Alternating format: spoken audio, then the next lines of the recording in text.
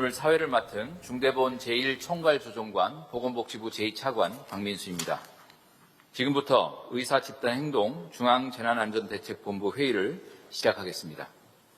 의사집단행동 확산에 따른 국민 생명과 건강 위협에 대응하기 위해 정부는 지난 2월 23일부터 국무총리님을 본부장으로 하는 중앙재난대책본부를 가동해오고 있습니다.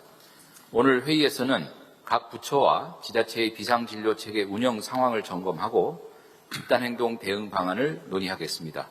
먼저 대통령님께서 모두 말씀을 하시겠습니다. 의사 집단행동 중앙재난안전대책본부 회의를 시작하겠습니다. 보름 이상 계속된 의사 집단행동으로 환자들의 생명이 위협받고 국민의 불평과 고통이 커지고 있습니다. 어려운 상황에서도 성숙한 시민의식으로 협조해 주시고 지지를 보내주시는 국민 여러분께 먼저 감사드립니다. 아울러 지금 이 순간에도 묵묵히 환자 곁을 지키고 있는 의사, 간호사 등 의료진과 병원 관계자들의 헌신에 감사드립니다. 저는 지금 의료 현장의 혼란이 역설적으로 의사 수 부족을 입증하고 있다고 생각합니다. 수련 과정 전공의들이 이탈했다고 해서 국민 모두가 마음을 졸여야 하고 국가적인 비상의료 체계를 가동해야 하는 이 현실이 얼마나 비정상적입니까? 지금 바로 이러한 현상이야말로 의사수 증원이 왜 시급하고 중대한 과제인 건지를 보여주는 것이라고 하겠습니다. 정부는 이미 2,000명 증원에 대한 과학적 통계를 제시했고 이 외에도 의사 수가 매우 부족함을 설명하는 많은 근거들이 있습니다. 건강보험이 처음 도입된 1977년 이래 우리나라의 GDP는 116배, 국민 의료비는 511배나 증가했습니다. 그러나 이 기간 동안 의사 수는 7배 늘어나는데 그쳤습니다. 의료 수요가 폭증한 것에 비하면 매우 미미한 수준입니다. 같은 기간 의대 정원이 1,380명에서 3,058명으로 겨우 2.2배 증원되었기 때문입니다. 같은 기간에 전체 대학 정원은 6만 명에서 45만 명으로 7.5배가 늘었습니다. 전체 정원 대비 의대 정원 비중도 2.3%에서 0.7%로 3분의 2 이상 크게 감소했습니다.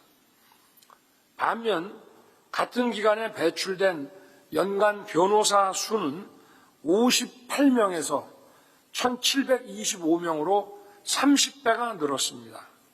결과적으로 우리 국민들은 전국 어디서나 양질의 법률 서비스를 받고 있는데 의료 서비스는 오히려 후퇴했습니다. 따라서 정부가 추진 중인 의료 개혁은 의대 정원 증원을 기본으로 하면서 의료정책 대안을 함께 시행하는 것입니다. 이를 통해 의사들이 수도권과 피부 미용을 비롯한 비필수 분야로 몰리는 쏠림 현상을 해소하려는 것입니다. 정부는 위기에 처한 의료 현장을 조속히 정상화하기 위해서라도 필수 의료 패키지 정책들의 실행 속도를 더욱 높일 것입니다. 지난주에 의료사고 처리 특례법안을 공개한 바 있고 거점 국립대 의대 교수 정원을 1,000명 이상 확대하겠다는 계획도 발표했습니다. 오늘 중대본 회의에서는 응급 고난도 수술에 대한 전폭적인 수가 인상과 함께 소아 분만 등의 건보 재정 투입을 확대하는 필수 의료 보상 방안을 논의하고자 합니다. 난이도가 높은 중증 심장 질환에 대한 보상을 강화하고 고위험 산모 신생아 통합치료센터의 사후 보상을 추진하며 지방의 신생아 중환자실 전담 전문의의 공공정책 수가를 도입하여 가장 시급한 분야부터 보상을 높이겠습니다. 대통령 직속 의료개혁 특별위원회도 조속한 시일 내에 출범시켜 공론화가 필요한 과제들을 논의해 나가겠습니다.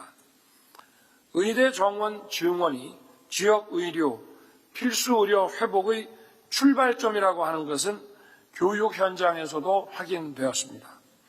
각 대학으로부터 내년도 의대 증원 신청을 받아본 결과 작년 말 수요조사 결과를 훨씬 상회하는 총 3,401명이었습니다.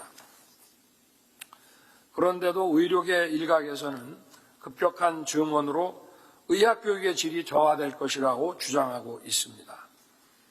전혀 사실이 아닌 틀린 주장입니다.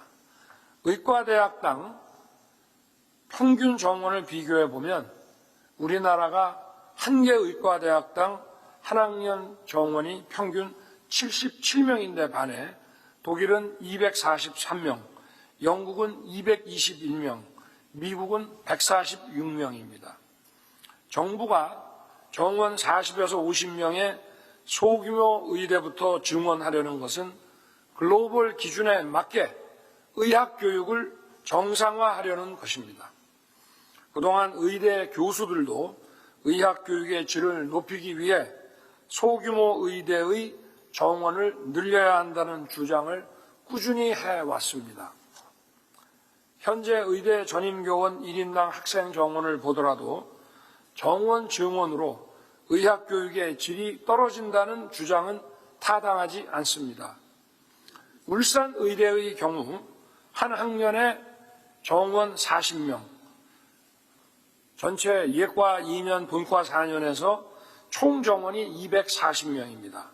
그런데 의과대학 전임교원이 650명입니다. 교원 1인당 학생 수가 0.4명입니다. 성균관대 의대의 경우 한 학년 정원이 40명, 총 정원이 240명이고 전임 교원이 490명입니다. 교원 1인당 가르칠 학생 수가 0.5명에 불과합니다. 의대 교수 1인당 법정 학생 정원이 8명인데 현재 의과대학 평균이 1.6명에 불과해서 전임 교수의 수도 매우 넉넉한 상황입니다. 지난 30여 년간 의대 정원에 대한 고민과 의학교육의 질을 높이기 위한 노력이 사실상 방치됐습니다. 정부는 의료개혁을 통해 우리 의학교육의 질을 높이고 의과대학의 역량을 글로벌 스탠다드에 맞게 끌어올릴 것입니다. 저는 지난 2월 국무회의에서 의학교육에 있어 더 필요한 부분에 어떠한 투자와 지원도 마다하지 않을 것이라고 약속드린 바 있습니다. 이 과정에서 의학계의 건의도 적극 수용할 것입니다. 아울러 병원의 인력 구조 역시 글로벌 스탠다드에 맞게 바뀌어야 됩니다. 현재 전국 47개 상급 종합병원의 경우 수련하는 전공의가 8,724명으로 전체 의사 23,284명 중에 37.5%를 차지하고 있는 매우 기형적인 구조입니다. 또한 실제 전공의 근무 시간이 주당 77.7시간으로 지나치게 깁니다. 지금까지 대형 병원이 젊은 전공의들의 희생에 과도하게 의존해 왔음을 알 수 있습니다. 특히 필수 의료 과목은 이러한 현상이 더욱 심해 필수 분야 인력난의 주요 원인이 되기도 합니다.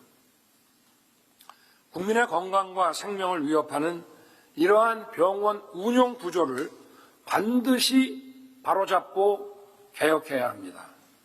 전문의 중심의 인력 구조로 바꿔나가는 한편 숙련된 진료 지원 간호사 PA를 보다 적극적으로 활용하여 근본적인 의료 전달 체계 개편도 함께 추진해 나가겠습니다. 이러한 환경이 조성되면 수련병원에서 값싼 노동력으로 기능하는 전공의가 아니라 표준화된 교육과 훈련을 받으며 유능하고 전인적인 전문의로 성장할 수 있게 될 것입니다. 여러 차례 업무 개시 명령에도 불응한 의사들에게 마지막 기회를 주고자 정부는 2월 29일까지 복귀할 경우 일체의 책임을 묻지 않겠다고 했습니다.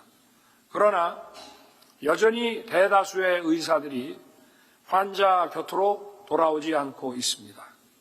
이제 정부는 국민의 생명과 안전에 대한 책임을 방기한 의사들에 대해 합당한 조치를 취하는 동시에 이들의 공백을 메울 수 있도록 비상진료 체계를 보다 강화하여 국민 피해를 최소화하겠습니다. 진료지원 간호사 PA는 시범 사업을 통해 이분들이 전공의의 업무 공백을 메우고 법적으로 확실하게 보호받을 수 있도록 하겠습니다. 간호사가 숙련된 의료인으로 성장하여 자부심과 보람을 갖고 현장에서 근무할 수 있도록 간호사들의 경력 발전 체계 개발과 지원에도 깊은 관심을 기울이겠습니다. 또 공보의와 군의관을 기존에 소속됐던 병원 중심으로 투입하고 병원이 필수 과목의 전문의와 간호사를 신규로 채용할 수 있도록 인건비를 지원하여 추가 인력 투입을 확대하겠습니다. 소위 빅5 병원은 중증 희귀 환자 진료에 집중할 수 있도록 중증 진료에 대한 보상을 확대하고 경증 환자에 대한 보상은 줄이겠습니다. 비중증 환자를 지역의 종합병원과 전문병원으로 이송할 경우 인센티브를 확대하겠습니다. 이를 통해 그동안 왜곡된 상태로 방치된 의료 전달 체계를 정상화시키겠습니다. 최중증 응급 환자를 수용하는 번역 응급의료센터는 구급대를 통한 환자 이송과 다른 병원 전원 환자 중심으로 수용하여 중증 응급 환자가 필요할 때 진료를 받을 수 있도록 하겠습니다. 복지부 장관은 관계부처와 협의하여 가용한 자원을 총동원하고 국민께 피해가 가지 않도록 빈틈없는 대응을 마련하기 바랍니다. 정부는 의료 현장의 혼란을 조속히 수습하고 국민을 위한 의료 개혁을 한치의 흔들림 없이 추진하여 반드시 완수해 내겠습니다. 감사합니다.